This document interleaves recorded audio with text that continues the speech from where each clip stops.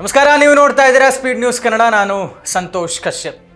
ಒಂದು ಕಡೆ ಯುದ್ಧ ನಡೀತಾ ಇದ್ರೆ ಒಬ್ಬೊಬ್ಬರಿಗೆ ಅವರವರದ್ದೇ ಆದಂಥ ಚಿಂತೆ ಇರುತ್ತೆ ಅಂತ ಹೇಳ್ತಾರಲ್ಲ. ಹೀಗಾಗಿ ಇದೀಗ ಕ್ರಿಕೆಟ್ ಪ್ರಿಯರಿಗೆ ಕಾತುರತೆಯಿಂದ ಕಾದು ತಮ್ಮ ಇಷ್ಟದ ತಂಡ ಹೇಗೆ ಆಟ ಆಡುತ್ತೆ ಅನ್ನುವಂಥದ್ದನ್ನ ನೋಡುವಂತಹ ಸಮಯ.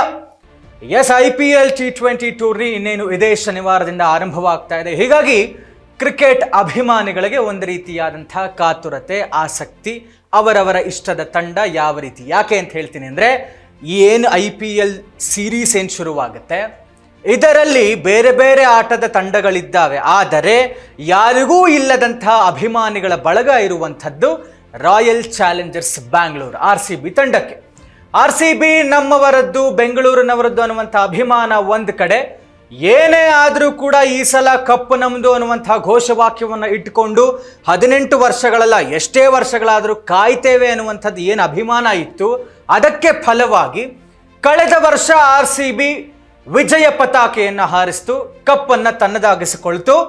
ಈ ಬಾರಿಯೂ ಕೂಡ RCB ಕಪ್ಪನ್ನು ತನ್ನದಾಗಿಸಿಕೊಳ್ಳುತ್ತಾ ಅನ್ನುವಂಥ ಒಂದು ಕಾತರತೆ ಅವರ ಅಭಿಮಾನಿಗಳಿಗೆ ಕಾಯ್ತಾ ಇದೆ. ಅದರಲ್ಲೂ ಕೂಡ ಪ್ರಮುಖವಾಗಿ ಮೊದಲನೇ ಪಂದ್ಯವೇ ಇದೇ ಶನಿವಾರ RCB ವರ್ಸಸ್ SRH ತಂಡದ್ದು. ಅದು ಕೂಡ ಆಗ್ತಾ ಇರುವಂಥದ್ದು ಬೆಂಗಳೂರಿನಲ್ಲೇ ಚಿನ್ನಸ್ವಾಮಿ ಸ್ಟೇಡಿಯಂನಲ್ಲಿ ಆಗ್ತಾ ಇದೆ. ಹೀಗಾಗಿ ಇವರ ಖುಷಿಗೆ ಒಂದು ಅಂತ್ಯವೇ ಇಲ್ಲ. ತುದಿಗಾಲಲ್ಲಿ ಕಾಯ್ತಾ ಇದ್ದಾರೆ RCB ಅಭಿಮಾನಿಗಳು. ಹೀಗಾಗಿ ಅಭಿಮಾನಿಗಳೇನೋ ಕಾಯ್ತಾರೆ, ಆದರೆ ಹಿಂದೆ ಆದಂತಹ ಅಹಿತಕರ ಘಟನೆ ಮತ್ತೆ ಮರುಕಳಿಸಬಾರದು ಅನ್ನುವಂಥ ಕಾರಣಕ್ಕೆ ಎಲ್ಲ ಸಿದ್ಧತೆಯನ್ನು ಸರ್ಕಾರ, ಗೃಹ ಇಲಾಖೆ, ಪೊಲೀಸರು ಮಾಡಿಕೊಳ್ತಾ ಇದ್ದಾರೆ. ಏನಂತ ಹೇಳಿದ್ರೆ, ಟಿಕೆಟ್ಸ್ ಪ್ರೈಸಸ್ ಅಲ್ಲಿ ಏನು ವ್ಯತ್ಯಾಸ ಇಲ್ಲ. ಆದರೆ ಈ ಹಿಂದೆ ಆಯ್ತಲ್ಲ, RCB ವಿಜಯೋತ್ಸವದ ವೇಳೆ ಉಂಟಾದಂತಹ ಕಾಲ್ತುಳಿತ ಪ್ರಕರಣ ಏನಾಯಿತು, 11 ಜನ ಅಮಾಯಕರು ತಮ್ಮ ಜೀವವನ್ನು ಕಳೆದುಕೊಂಡ್ರು. ಅವರುಗಳ ಕುಟುಂಬದವರಿಗೆ ಪ್ರತಿ ಬಾರಿಯೂ ಕೂಡ ಯಾವಾಗ RCB ಮ್ಯಾಚ್ ಇಲ್ಲಿ ಬೆಂಗಳೂರಿನಲ್ಲಾಗುತ್ತೆ, ಅಂಥ ಸಂದರ್ಭದಲ್ಲಿ ಅವರುಗಳಿಗೆ 11 ಸೀಟ್ಗಳ ರಿಸರ್ವೇಷನ್ ಅನ್ನು ಮಾಡಲಾಗಿದೆ. ಮೇಲಾಗಿ ಏನಿ ಮ್ಯಾಚ್, ಯಾವುದೇ ಮ್ಯಾಚ್ ಆದರೂ ಚಿನ್ನಸ್ವಾಮಿಯಲ್ಲಿ ಆಗುತ್ತೆ ಅಂತ ಹೇಳಿದಾಗ ಅದರ ಸುತ್ತಮುತ್ತ ಇರುವಂತಹ ರೋಡ್ಗಳು ಓಡಾಡೋದಕ್ಕೆ ಆಗಲ್ಲ, ಆ ಮಟ್ಟಕ್ಕೆ ಟ್ರಾಫಿಕ್ ಜಾಮ್ ಆಗುತ್ತೆ.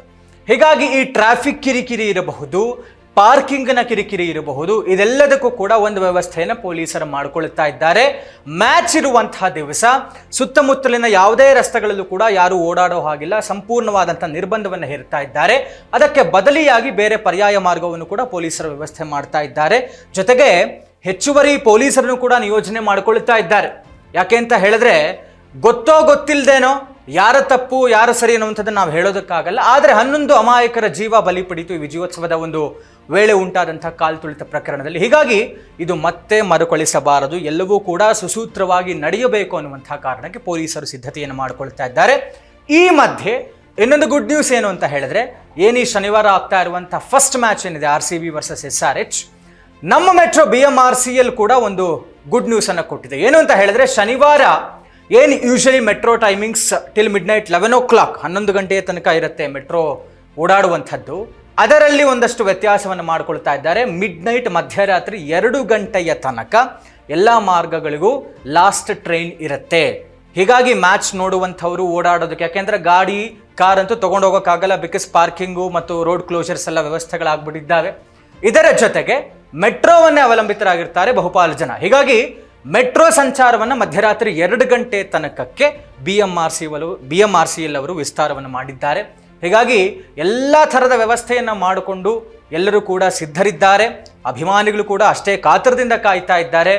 ಈ ಸಲ ನಮ್ಮ ಮೆಚ್ಚಿನ ತಂಡ RCB ಹೇಗೆ ಆಟವನ್ನು ಆಡುತ್ತೆ, ಯಾರ್ಯಾರು ಆಡ್ತಾರೆ, ಇದೆಲ್ಲದಕ್ಕೂ ಕೂಡ ನಾವು ಕಾದು ನೋಡಬೇಕಾಗಿದೆ.